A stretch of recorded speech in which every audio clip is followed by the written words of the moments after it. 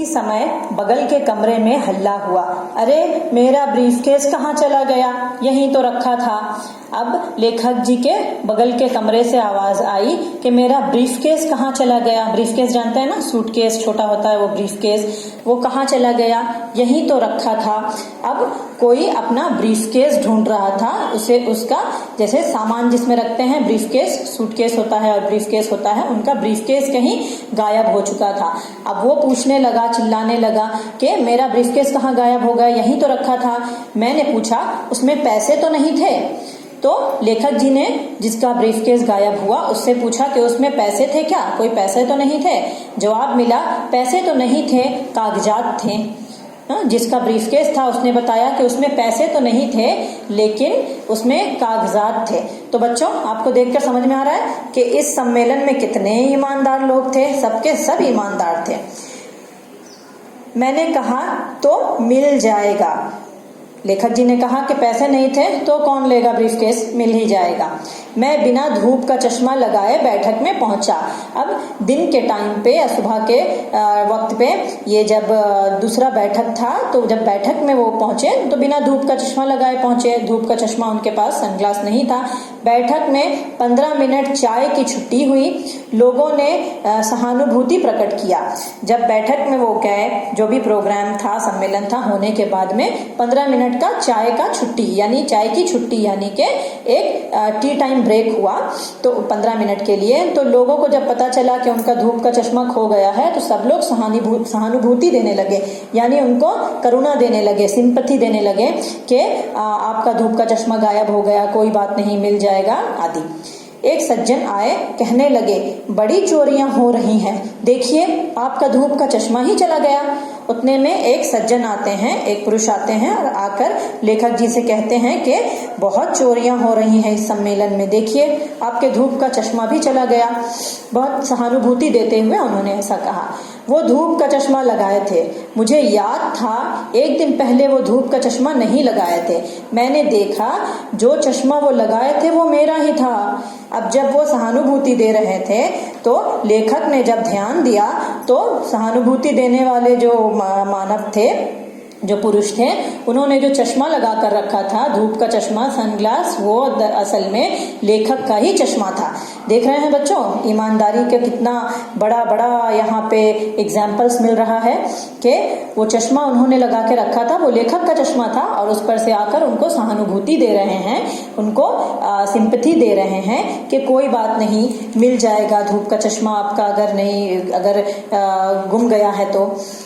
जब उन्होंने ध्यान दिया तो उनका ही चश्मा था, लेखक का ही, पर बेचारे क्या करते, चुप रह गए। कहने लगे आपने चश्मा लगाया नहीं था।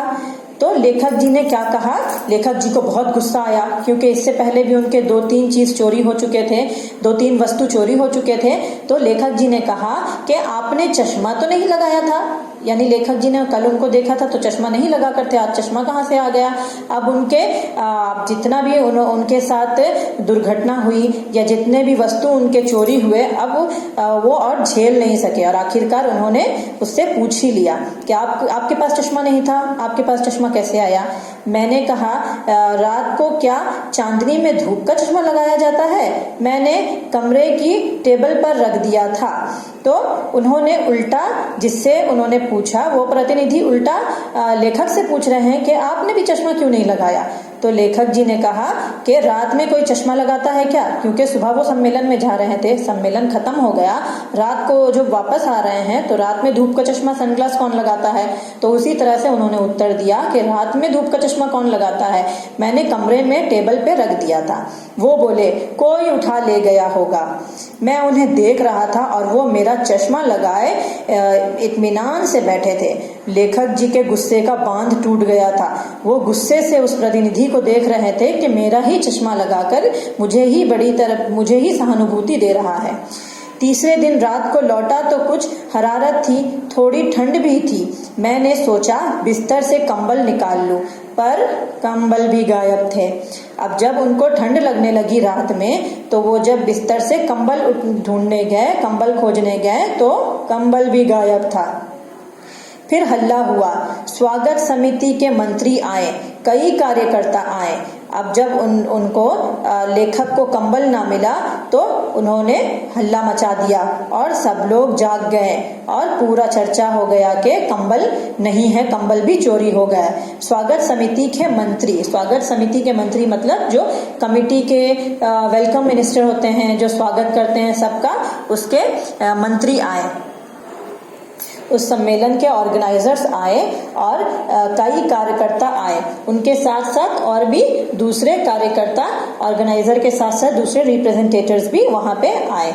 मंत्री कार्यकर्ताओं को डांटने लगे, तुम लोग क्या करते हो, तुम्हारी ड्यूटी यही है, तुम्हारे रहते चोरियां हो रही हैं, ये ईमानदार सम्मेलन है, बाहर ये चोरी की बात फैली तो कितनी बदनामी होगी। अब जो ऑर्गेनाइजर जब आते हैं तो आकर वो सब पर चिल्लाने लगते हैं, कमेटी ऑर्गेनाइजर आकर सब पर चिल्लाने लगते हैं, बाकी रिप्रेजेंटेटिव्स के ऊपर, बाकी कार्यकर्ताओं के ऊपर कि ये समारोह क्या है, ये तो ईमानदारों का सम्मेलन है, ये चर्चा अगर बाहर फैलेगा तो कितनी बदनामी होगी इस समारोह की। कार्यकर्ताओं ने कहा, हम क्या करें, अगर सम्मान्य डेलीगेट यहाँ वहां जाएं तो क्या हम उन्हें रोक सकते हैं? तो उल्टा चोर कोतवाल को डांटे, कहते हैं ना, यह कार्यकर्ता उल्टा दोष किसे दे रहा है, लेखक को दे रहा है कि अगर सम्मानित डेलीगेट यानी कि अगर ये प्रतिनिधि जो हैं या अगर इधर उधर घूमते रहेंगे तो हमारी क्या गलती है, उसमें सामान तो चोरी होगा ही। मंत्री ने गुस्से से कहा, मैं पुलिस को बुलाकर यहाँ सबकी तलाशी करवाऊंगा। मंत्री जो थे वो गुस्सा हो गए, समारोह मंत्री जो थे वो गुस्सा हो गए और वहां पर चिल्लाने लगे कि अब मैं यहाँ पुलिस बुलाऊंगा क्योंकि एक के बाद एक चोरी हो रही है। मैंने समझाया, ऐसा हरगिज मत करिए, ईमानदारों के सम्मेलन में पुलिस ईमानदारों की तलाशी ले, ये बड़ा ही अशोभनीय बात होगी। तो लेखक ने उनको चुप कराते हुए, सहानुभूति देते हुए कहा कि छोड़िए, ऐसा हरगिज मत कीजिए, नहीं तो पुलिस आएगी तो बदनामी होगी, इस सम्मेलन की बहुत बदनामी होगी, क्योंकि सम्मेलन का नाम ही था ईमानदारों का सम्मेलन, सारे ईमानदार हैं और पुलिस आएगी, आकर ईमानदारों की तलाशी करेगी उन वस्तुओं के लिए तो कितनी बदनामी की बात हो जाएगी। इसलिए इस सम्मेलन का नाम बचाने के लिए, थोड़ी बड़ी गड़बड़ी तो हो ही जाती है, इस सम्मेलन का नाम बचाने के लिए ऐसा कतई बिल्कुल भी मत कीजिए।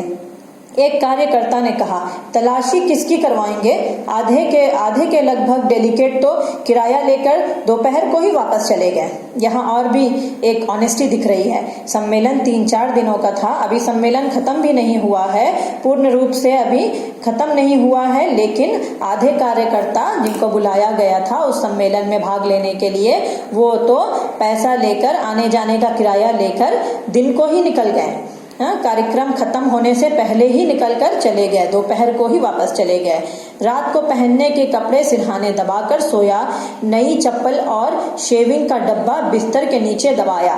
अब इतना कुछ हो जाने के बाद में लेखक को समझ में आया कि अब बाकी जो बची वस्तुएं हैं उन्हें बहुत संभाल कर रखना पड़ेगा, नहीं तो चोरी तो एक के बाद एक हो ही रही है। तो अब आखिरी रात थी, सुबह लेखक को अपने घर के लिए निकलना था, तो लेखक जी ने क्या किया कि एक रात थी, जैसे तैसे निकालना था,